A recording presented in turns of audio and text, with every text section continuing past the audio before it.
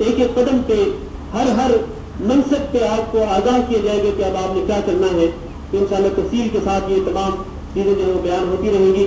اللہ تعالیٰ سے دعا کرتے ہیں کہ اللہ رب العزت ہم سب کو حج بیت اللہ کی سعادت حاصل کرنے کی توفیق دے, ہمارے حج کو حج مبرور بنائے, اور اللہ تعالیٰ اس حج کو ہمارے گناہوں کے لیے کفارہ بنائے, اور اللہ اس حج کو قبول فرمائے, اور اس کے لیے آسانیاں فرمائے کہ ہم یہ سفر آسانی کے ساتھ کر سکیں اور آسانی کے ساتھ واپس لوٹ سکیں. میں اسی پر اپنی بات کو ختم کرتا ہوں. اب اس کے بعد جو حج کے احکامات ہیں, حج کے احکامات جو ہیں انشاءاللہ ہمارے بھائی محترم اللہ عبد الخالق صاحب بیان کریں گے. تو میں آپ سے اجازت چاہتا ہوں. جزاکم اللہ خیر.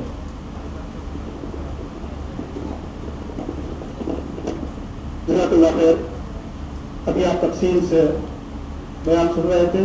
ایک بیان یہ ہے کہ جو کیرلا والے حضرات ہیں KKIC, جو کیرلا زبان میں بولنے والے ہیں, وہ حضرات کارنر میں پیچھے چلے جائیں گے تو ان کو اپنی زبان میں کچھ انسٹرکشن دیے جائیں گے. وہ گروپ ہے KKIC.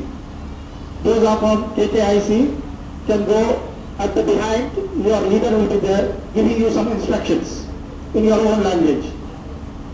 اس کے بعد میں جناب ابراہیم صاحب کو دعوت دیتا ہوں جو اس حملے کے آرگنائزر اور اوونر ہیں. ابراہیم صاحب تشریف لائے.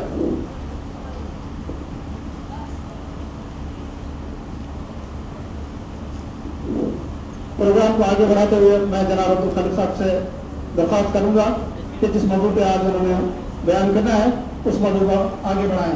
اس کے بعد انشاءاللہ جو حج کی انسٹرکشنز ہیں, جو سفر کے حالات ہیں, یا جو پروگرام ہے اس کے اناؤنسمنٹ ہوگی.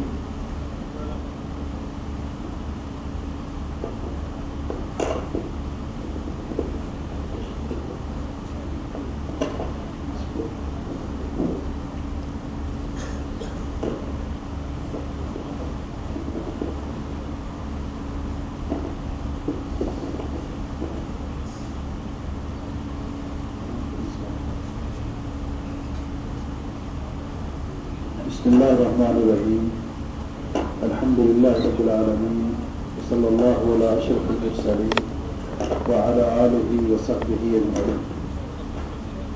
اما بعد, حضرات محترم, ضیوف الرحمان, بہنوں اور بھائیوں,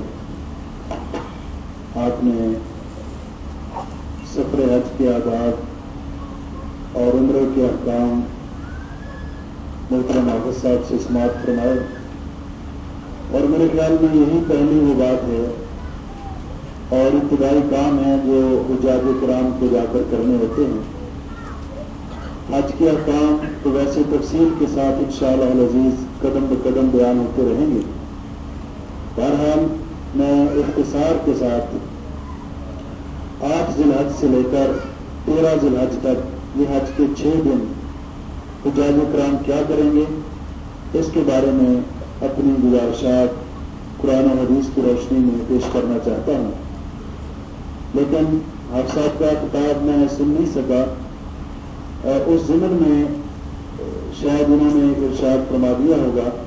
میں ایک بات تمام بہن بھائیوں سے جن کو اللہ رب العزت نے یہ سعادت بخشی ہے کہ وہ اس سال اس مبارک سفر پہ روانہ ہو رہے ہیں, ان کی خدمت میں بھی, اور جو متمنی ہیں اور اللہ تعالیٰ سے دعا گو ہیں اور اس چیز کی خواہش رکھتے ہیں کہ اللہ ان کو بھی موقع نصیب کرے, ان سے بھی یہ بات کہنا مناسب سمجھتا ہوں کہ ہر حاجی یا عمرے پہ جانے والا اس کو یہ احساس ہونا چاہیے کہ وہ اللہ تعالیٰ کا مہمان ہے.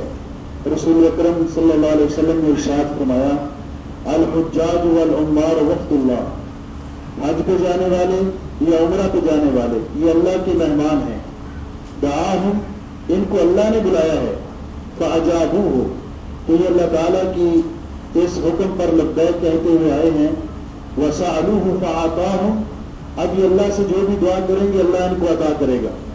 تو یہ احساس اور شعور تمام حجاج کرام کے ذہن میں رہنا چاہیے کہ ہم اللہ تعالیٰ کے مہمان ہیں, ایک مبارک سفر پہ روانہ ہونے والے ہیں, جس سفر کا لمحہ بلمحہ اس قدر قیمتی ہے کہ رسول اکرم صلی اللہ علیہ وسلم نے ارشاد فرمایا کہ حجاج کرام جب اپنے گھر سے نکلتے ہیں اور اپنی سواری پہ पाब रिकाब होते हैं, तो वहीं से लेकर इनका अजर सवाब शुरू हो जाता है। हाजी की सवारी जो कदम उठाती है, एक कदम उठाने पर अल्लाह ताला उसका एक गुनाह माफ कर देता है और दूसरा कदम उठाने पर अल्लाह ताला उसका एक दर्जा बुलंद कर देता है। ये सफर इतना मुबारक सफर है कि जिसके लम्हे लम्हे को हमें गनीमत जानना चाहिए। और दूसरी बात ये कि हुज्जाज किराम दौरान हज या उम्रे पे जाने वाले मक्का मुकरमा में जहां भी इनकी रिहाइश होगी या मदीना तैयबा में जहां भी इनको रिहाइश मिलेगी वो हुदूद हरम के अंदर है। और इंसान को अपनी रिहाइश के दौरान इस बात का एहसास और शऊर होना चाहिए कि हरम की हुदूद के अंदर कुछ पाबंदियां हैं जो लाजमी हैं। एक तो इहराम की पाबंदियां हैं, लेकिन एक वो हरम की हद, उसकी पाबंदियां हैं कि उस हरम की हुदूद के अंदर रहते हुए इंसान अल्लाह ताला की नाफरमानी से बचे, किसी को खौफजदा ना करे, किसी के साथ लड़ाई झगड़ा ना करे, वहां के दरख्त ना काटे जाएं, हत्ता कि वहां की कोई गिरी पड़ी चीज भी ना उठाई जाए।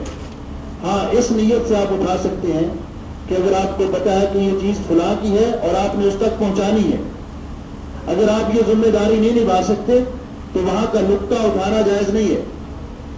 और बाकी जो हरम की हुदूद की पाबंदियां उनका ख्याल रखा जाए। अब हुज्जाज किराम उम्रा करने के बाद हज तमत्तु करने वाले वहीं मक्का मुअज़्ज़मा में ठहरे रहेंगे और बेहतर ये है कि काफिले वाले इंतजाम करते हैं कि नमाजें हरम के अंदर अदा की जाएं। आदमी नमाजें वहां अदा करे और तवाफ करे। एक सफर में ये जो बकसरत उम्रे करने का ये तरीका रसूल अकरम सल्लल्लाहु अलैहि वसल्लम या आपके सहाबा इकराम रिज़वानुल्लाह अलैहिम से मनकूल नहीं है। उम्मुल मोमिनीन सय्यदा आयशा सिद्दीक़ा तय्यबा ताहिरा रज़ी अल्लाह तआला वो वाहिद सहाबिया हैं कि जिनको रसूल अकरम सल्लल्लाहु अलैहि वसल्लम ने इजाजत दी थी किसी मजबूरी की बिना पर कि वो तनईम से यानी मस्जिद आयशा जहाँ है वहां से इहराम बांध के उम्रा कर सकती हैं। उसके अलावा किसी सहाबी से ये अमल मनकूल नहीं है। तो उसका माना यह है कि वहां रहते हुए बेहतर और अफसर काम यह है इस दौरान कि इंसान बैतुल्लाह शरीफ के अंदर जाए और तवाफ करे, नमाजें वहां पे अदा करे, इबादत में मशगूल रहे, दुआ में मशगूल रहे, हत्ता कि 8 ज़िलहज आ जाए। 8 ज़िलहज को कहा जाता है यौम तरविया। यौम तरविया इसलिए कहा जाता है कि रसूल अकरम सल्लल्लाहु अलैहि वसल्लम के मुबारक दौर में वहां से लोग जब मिना के लिए आगे मैदान अरफात के लिए और हज के बाकी अमाल अदा करने के लिए रवाना होते थे तो पानी वगैरह भर लेते और सारा सामान इतने दिनों के जो जरूरियात की चीजें थी वो जमा कर लेते थे और साथ ले जाते थे। इसलिए पानी भरने को कहा जाता है तरविया। तो यौम तरविया को 8 ज़िलहज को हुज्जाज किराम अपने अपने मकाम जहाँ पे वो ठहरे हुए हैं अजीजिया में या जहाँ भी उनका मस्कन है वहां से इहराम बांधेंगे। और इहराम के लिए वही तरीका है कि गुस्ल करें और अगर सफाई की जरूरत है तो उसका एहतमाम करें। और गुस्ल करने के बाद मर्द अगर इहराम की चादरें पहनने से पहले खुशबू लगाएं तो ये मसनून है। गुस्ल करने के बाद मर्द उसी तरह 2 अनसिली चादरों में इहराम पहनेंगे और औरतें अपने आम लिबास में, और वो तमाम पाबंदियां इहराम पहनने के साथ वापस लौट आएंगी जो भी हाफिज साहब ने बयान की कि मर्दों को ये नहीं करना चाहिए और औरतों को ये नहीं करना चाहिए। यहाँ से मिनाज अजीजिया से मक्का मुअज़्ज़मा से अपनी रिहाइश से इहराम पहनकर हम नियत करेंगे। पहले हमने नियत की थी इहराम पहनकर मिकात से। हमने जो कि हज तमत्तु कर रहे हैं तो हमने नियत की थी अल्लाहुम्मा लब्बैक उम्रा था। हमने उम्रा की नियत की थी और उम्रा की नियत करके हमने उम्रा मुकम्मल कर लिया। अब हमने यहां से हज की नियत कर दी है अल्लाहुम्मा लब्बैक हज्जन। अरबी जुबान में अगर नहीं कोई कर सकता, अरबी जुबान में नहीं उसको अल्फाज याद, तो अपनी जुबान में भी ऐ अल्लाह मैं हज की नियत करता हूँ, ऐ अल्लाह मैं हज की नियत करती हूँ। और अगर किसी की तरफ से हज कर रहे हैं, हज बदल कर रहे हैं, तो ऐसी सूरत में भी आप हज बदल करने वालों के लिए पहली बात तो ये जरूरी है कि उन्होंने अपना हज किया हुआ हो, और दूसरी वो कि नियत करते हुए वो उनका नाम लेंगे अल्लाहुम्मा लब्बैक हज्जन अन फुलान। ऐ अल्लाह मैं फुला की तरफ से हज कर रहा हूं या फुला की तरफ से हज कर रही हूं, उसका नाम लिया जाएगा अरबी जुबान में या अपनी जुबान में। اور اگر آپ کے ساتھ وہ بچے ہیں، آپ چاہتے ہیں کہ بچے بھی حج کریں، تو بچہ حج کرے گا اور اس کا یہ نفلی حج ہوگا اور والدین کو بھی ثواب ہوگا. لیکن بچے دو قسم کے ہیں.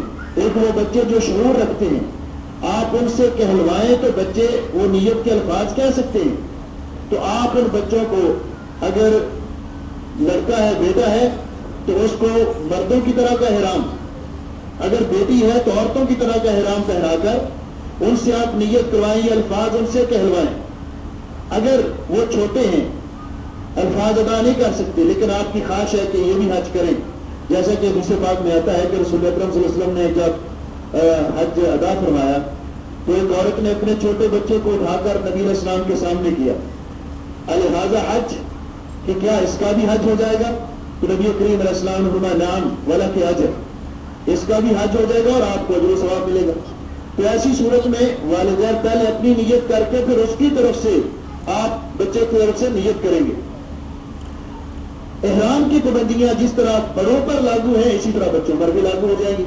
اور یہاں سے ہم نیت کر کے حج کی تلبیہ کہتے ہوئے روانہ ہوں گے مینا کی طرف. اور حج کے اندر چند چیزیں ہیں دعائیں یاد کرنے کی، 4 یا 5. مثلا ایک تلبیہ ہے، حجر اسود کی کو استلام کرتے وقت کی دعا ہے، صفا مروہ کی دعا ہے، اور ایک میدان عرفات کی دعا ہے. تو میرے خیال میں کہ اگر وہ حجاج کرام جس طرح اہتمام کرتے ہیں حج کا، اسی طرح یہ چیزیں بھی حفظ کر لیں، رٹا لگا لیں، تو کوئی مشکل نہیں ہے، تاکہ بار بار کتاب نہ کھولنی پڑے اور انسان کی توجہ میں خشوع خضوع میں خلل واقع نہ ہو. تو جس طرح باقی چیزوں کا اہتمام ہے اسی طرح